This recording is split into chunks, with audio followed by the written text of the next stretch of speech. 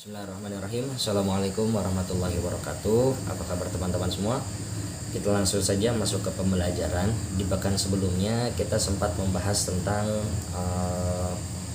dan zakat, yaitu zakat mal, kemudian zakat fitrah. Berapa jumlah yang harus dikeluarkan, berapa nominal yang perlu dikeluarkan, apa itu zakat mal dan apa itu zakat fitrah. Kemudian syarat untuk melaksanakan zakat itu apa aja. Nah, sekarang seperti yang aku bilang kemarin, sekarang kita akan membahas tentang orang-orang yang berhak mendapatkan ataupun menerima zakat seperti itu. Nah, di dalam Al-Qur'an itu sudah tertera, yaitu di dalam surat At-Taubah ayat 60 itu berisi tentang hak orang yang mendapatkan zakat. Nah, yang pertama ialah orang fakir dan orang miskin. Seperti itu.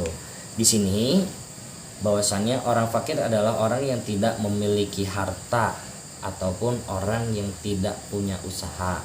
Seperti itu. Atau mempunyai harta atau usaha yang kurang dari 1/2 kebutuhannya. Artinya dia mempunyai harta, tapi harta tersebut selalu kurang. Bukan berarti cukup untuk kehidupan seharinya, artinya ketika menjalankan kehidupannya sehari pun itu dia serba kurang, selalu kurang. Kemudian ketika dia mempunyai usaha tersebut memang tidak selalu berjalan lancar, seperti itu.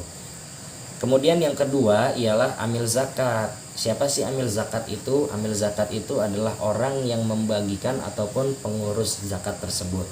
Itu yang kedua. Kemudian yang ketiga ialah seorang mu'alaf. Nah, yang termasuk mu'alaf adalah orang yang baru masuk Islam sedang imannya belum teguh. Artinya orang yang baru saja masuk ke dalam agama Islam, kemudian imannya belum teguh ataupun dia masih dalam tahap belajar dalam memahami apa saja hak dan kewajiban seorang muslim ataupun muslimah. Itu yang pertama. Kemudian yang kedua, orang Islam yang berpengaruh pada kaumnya.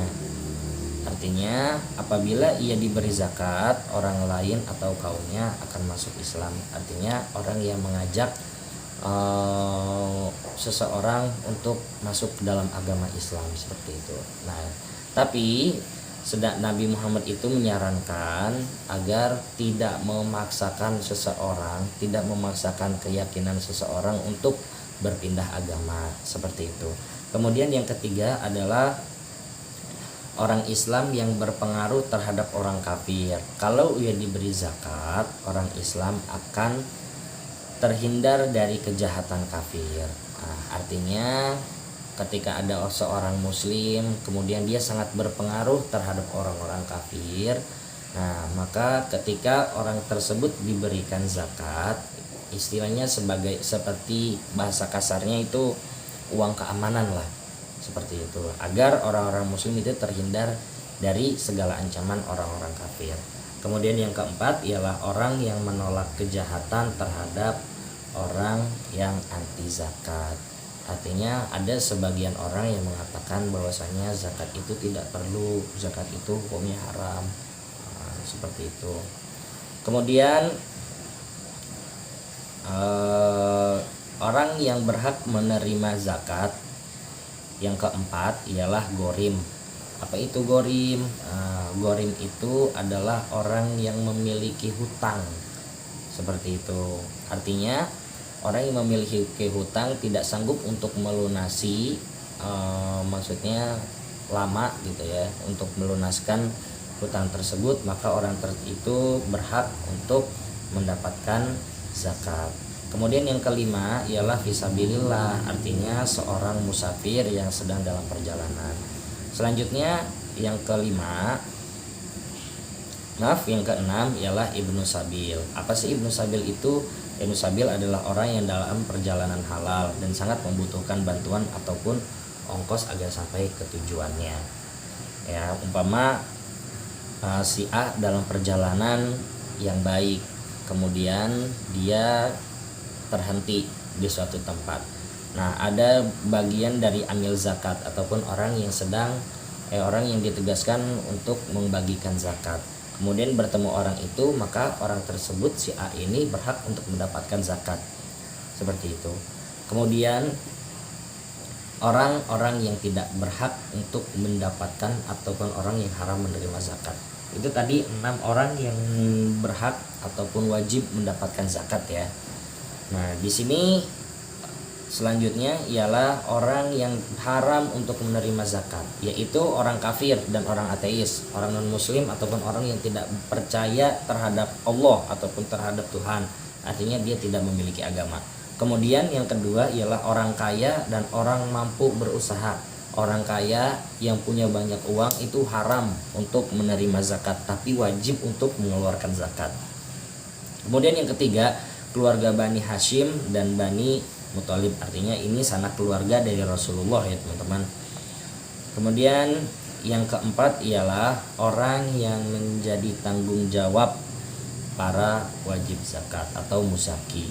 Artinya orang yang wajib memberikan zakat seperti kita itu wajib untuk membayar zakat. Nah, maka kita tidak berhak untuk mendapatkan zakat tersebut. Kenapa? Karena sesuatu yang kita keluarkan itu tidak boleh untuk kita ambil kembali.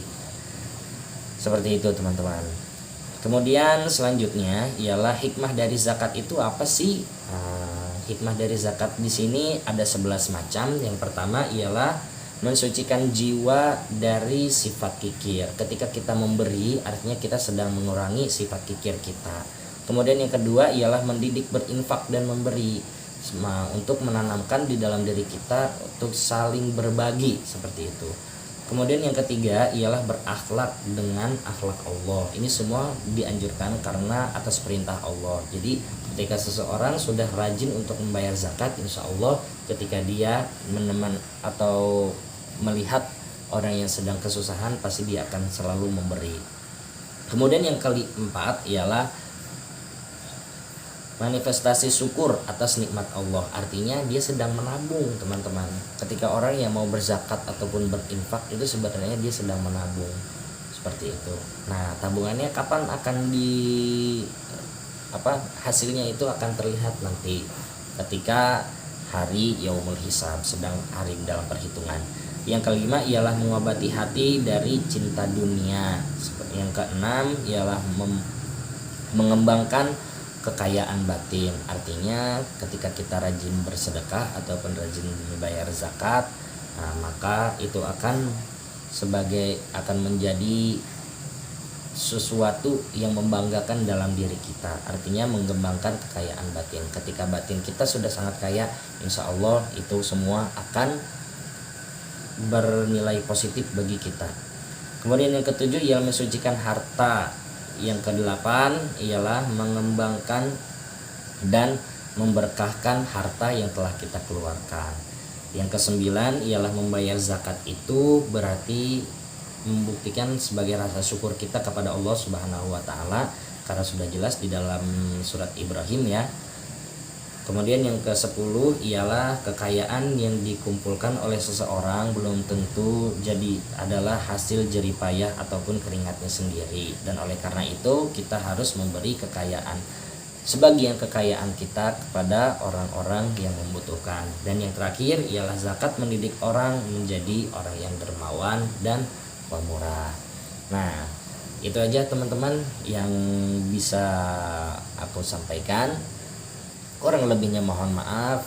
Billahi taufiq wal hidayah. Wassalamualaikum warahmatullahi wabarakatuh.